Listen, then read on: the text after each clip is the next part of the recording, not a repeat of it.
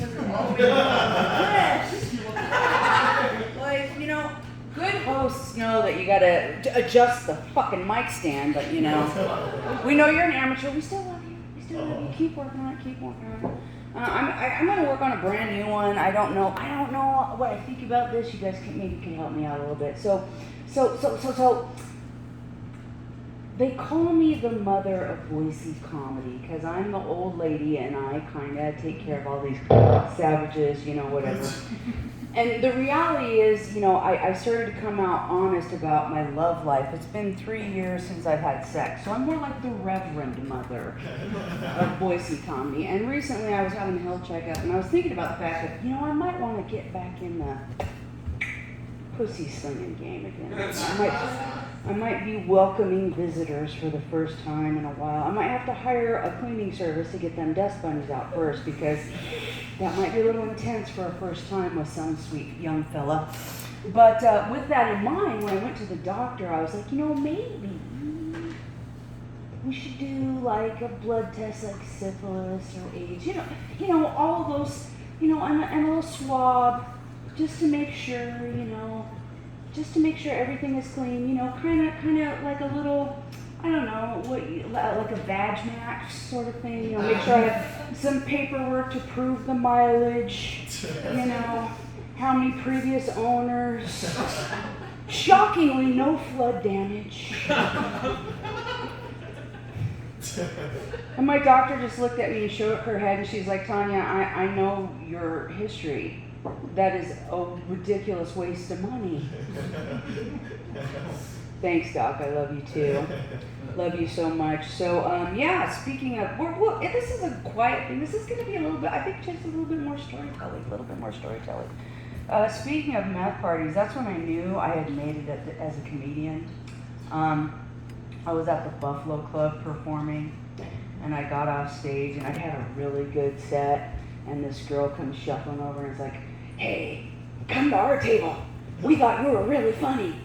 And I go to this table, and it's 2 chicks and 2 dudes, and they are obviously like very into me in a very unsavory way. And they openly invited me to a sex party at their trailer. And I'm looking at the 4 of them, and they are much younger than I, but I had more teeth in my head than all 4 of them put together.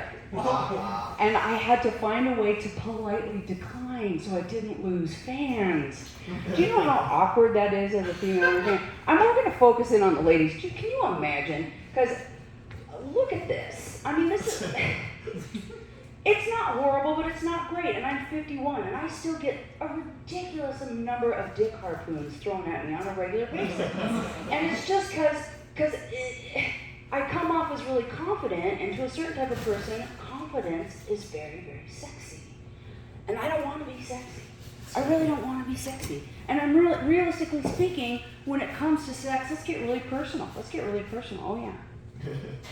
Taco is a true 180 lady. I may be the boss bitch here, but in the bedroom, I'm very old-fashioned and traditional. Dare I say, submissive. To put this in, BJ, to put this in perspective, I was married for 16 years. I was with the man for 18 years. In that entire period of time, I said no to his sexual advances exactly 1 time. 1 time. And that was only because I just had a baby and he was an idiot and didn't understand that 6 to 8 week thing afterwards was not optional. I was like, I am damaged. You were there. This is all blown out. I'm frightened it will never work again. And we're definitely not going to take that. And I've been divorced from him for a while. And he found my super secret YouTube channel. And I have exactly 1 joke about him on there, and he lost his shit. He was like, you can't talk about me all the time. I was like, I have hours and hours of material, and only 1 joke about you. So for the new year, fuck this guy. I'm going to talk about him a lot more. So yeah, he would bitch about our sex. He still bitches about our sex life. In our marriage. He was the one that always told me no. And towards the end, it wasn't just a regular no. Oh no, not just a regular no. I can remember one night in particular. Because, you know, when you're in a long-term relationship, especially when you're living with someone, you know, the we're going to do it tonight starts hours before. You're in the kitchen and you kind of bump their butt and you're going to get it later. And I've been doing that little things and like, you know, touching his hand a little too much. And I was not getting a fully positive response, but I wasn't getting a negative response. So I was like, game is on tonight. Yeah, I'm happy. Because I wasn't getting fucked a lot, let's be honest. And so I get the kids to bed, and the house is quiet. And I'm ready, let's go. And I was like, babe, let's hit this. And he literally like looked me up and down like a drag queen doing a read. I think I'd really rather just beat up and go to sleep. Oh, PJ, we're divorced. We're divorced now. We're divorced now. Okay? And I'm just proving that there's a solid reason for that. But he still complains that I didn't give him enough sex. That's the joke part. Obviously, it's not as funny in my. You're all too sensitive. I need more assholes because you guys are all like, oh, this is so sad. Mama's free. Mama got away from that. And he was one of those. He's always been one of those people too that once he made up his mind about something, far be it from him to let anything as trivial as a fact get in the way of that. You know, he'd decide. You know, it was kind of like being married to a flat earther. That he would make his decision about something, and then it was like, no, that's not a good decision. And all things plastic in his wallet were the same. I spent 4 years explaining to him the difference between a debit card and a credit card. There is a difference. There's a major difference. But he's remarried now, and God bless her. She seems like a sweet girl. He married her fast enough that she didn't figure him out beforehand. So maybe that'll work out. I'm hoping, because she gets along with my kids. Gets along with my kids. So maybe I should try a real joke at one of my solid classics. So yeah, I am single, very single. I really I've learned to love being alone. I'm really happy alone. But my friends are like, you're so sweet, you're so kind, you're so gentle. You should be in a loving relationship. So they often set me up on dates. And it's usually my male friends. I have a lot of male friends. And as far as I can tell, male friends setting you up on dates, it goes kind of like this. I think this dude is cool. I want to see him some more. I'm going to try to get him to fuck Danya so I can see him more. This is not necessarily conducive for a relationship with me, though. They don't seem to be bearing in mind what I need. And this latest date that I went on was just a showstopper, because these dates are always bad. Right out of the gate, he ordered my meal for me, a salad. Are you saying I'm fat, motherfucker?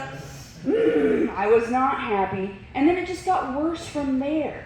He looks at me and he goes, our mutual friend says that you're a comedian. I have to tell you that I don't think female comics are funny. All they talk about is their periods. I'm a big fan of comedy, and I'm a big fan of female comedians, and I have watched a lot of comedy. I've never seen the or mental special, so I have no idea what he was talking about. But human nature being what it is, you know, we've all done this. You're going down the highway, you see a huge wreck at the side of the road. You really don't actually want to see blood and guts, but if it's there, you don't want to miss it. So you slow down. This is the attitude with which I proceeded on this date, and he did not disappoint. He then proceeded to say, I'm super funny, and started to tell me the most racist and sexist jokes I've ever heard in my life. And that's saying something. I grew up in a trailer park right here in Garden City in the 70s. It's very gentrified now, folks, very gentrified. He took my stunned silence for acceptance and suggested that we go back to his place for a nooner. Okay, youngins, nooner, that's a middle of the day, old term for a middle of the day hookup. Okay. And I had no choice but to look him in the eye and say, oh, honey, I think I just started my period. My name is Tanya Cope, but my friends are short and that's Taco. You have a good night, friends.